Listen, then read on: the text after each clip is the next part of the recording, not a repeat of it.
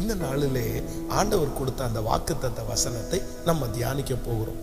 உபாகமம் 11ஆம் அதிகாரம் 12வது வசனத்தை நம்ம வாசிக்க போகிறோம். அது உன் தேவனாகிய கர்த்தர் விசாரிக்கிற தேசம்.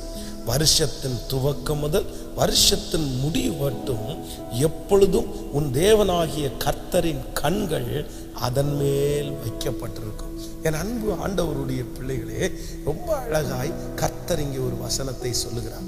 அவருடைய ஜனத்திற்கு அவர் கொடுக்கிற ஒரு பெரிய வார்த்தை, ஒரு பெரிய நம்பிக்கை ஊட்டுகிற வார்த்தை என்னவென்றால், கர்த்தர் அவங்களுக்கு ஒரு பெரிய ப்ராமிஸ் பண்றாரு. என்ன அப்படின்னா, ரொம்ப அழகா சொல்லுகிறது, உன் தேவனாகிய கர்த்தர் விசாரிக்கிற தேசம்.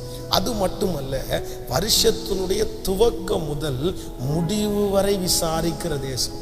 இன்றைக்கு இந்த சத்தத்தை கேட்டுக்கொண்டிருக்கிற ஆண்டவருடைய பிள்ளைகளே, ஒருவேளை நீங்கள் பல பேர் நினைக்கலாம், யாருமே உங்களை விசாரிப்பதற்கற்றவர்களாக இருக்கலாம். சில நேரத்தில் சில மனிதர்கள் விசாரிப்பது கொஞ்ச நாள் தான் விசாரிப்பார்கள். அதாவது நம்முடைய வீட்டிலே ஒரு துக்க காரியம் நடக்குமானால் எல்லாரும் அந்த துக்க காரியத்திற்கு வருவார்கள். ஒரு அரை மணி நேரம், ஒரு மணி நேரம் சிலர் இருப்பார்கள், சிலர் ஒரு 5 மணி நேரம் இருப்பார்கள், சிலர் ஒரு 24 மணி நேரம் இருப்பார்கள், சிலர் ரொம்ப அதிகமாய் போனால் ஒரு 3 நாட்கள் இருப்பார். அதற்கு மேலே எல்லாரும் அவரவர்கள் அவங்க வேலையை பார்க்க போயிட்டே இருப்பாங்க. ஆனால் நம்மளை அதுக்கு பிறகு சிலர் மாதத்துக்கு ஒரு டைம் விசாரிப்பார்கள். ஆனால் ஒரு வருஷம் தாண்டிருச்சுன்னா நம்ம யாருமே நம்மளை விசாரிக்க மாட்டார்கள். கர்த்தருடைய பிள்ளைகளே, ஆண்டவர் இந்த இடத்துல வாக்கு கொடுக்கிறார். இந்த சத்தத்தை கேட்கிற யாரோ ஒருத்தர், நீங்கள் விசாரிப்பற்றவர்களாய் இருக்கலாம். என்னை யாருமே விசாரிக்கிறது இல்லை பாஸ்டர், என்னை யாருமே கண்டுக்கிறது இல்லை, அவ்வளோதான், என்னை எல்லாரும் மறந்தாங்க, எல்லாரும் என்னை விட்டுட்டு அவங்க போயிட்டாங்க, அவங்கவுங்க பாடு, அவங்கவுங்க வேலை, நான் இவ்வளோ கஷ்டப்படுறேன். ஆனால் கர்த்தர் இன்றைக்கு வாக்கு கொடுக்கிறார், மகளே நான் உன்னை விசாரிக்கிறேன், மகனே நான் உன்னை விசாரிக்கிறேன்.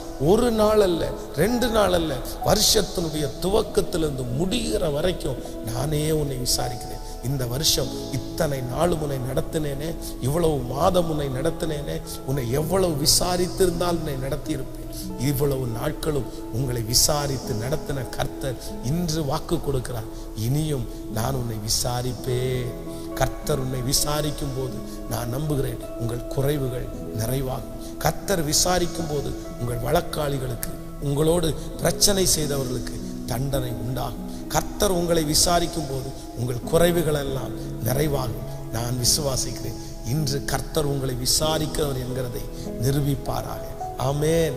ஆண்டவரே, என்னுடைய பிள்ளைகளுக்காய் பாரத்தோடு ஜெபிக்கிறேன். தகப்பனே, எத்தனை பிள்ளைகள் விசாரிப்பற்று கிடக்கிறார்கள், அவர்களுக்கு யாரும் இல்லை ஆண்டவர், அவர்களுக்கு சொந்தங்கள் நண்பர்கள் இல்லை. ஏன்னு கேட்கிறதற்கு ஆண்டவர் ஒரு நாதி இல்லாத மாதிரி ஒரு சூழ்நிலை. இந்த நேரத்தில் கர்த்தர் நீங்கள் விசாரிக்கிறவர் என்கிறதை உங்களுடைய பிள்ளைகளுக்கு உறுதிப்படுத்தும் சாமி. நீர் கூட இருப்பீராக. இன்றைக்கு திருமண நாளை காண்கிற, பிறந்த நாளை காண்கிற உம்முடைய பிள்ளைகளை மனதார நான் ஆசீர்வதித்து நான் ஜெபிக்கிறேன். அவர்களோடு உம்முடைய கரம் இருக்கட்டும், கிருபை தாங்கட்டும். இயேசுவின் மூலம் ஜெபம் எடுக்கிறோம் நல்ல பிதாவே. ஆமென், ஆமென். Praise the Lord. ஆண்டவர் உங்களை ஆசீர்வதிப்பார். உங்களுக்காக ஜெபிக்கிறேன். இந்த நாள் உங்களுக்கு மிகவும் வெற்றியா இருக்கட்டும். Price the Lord.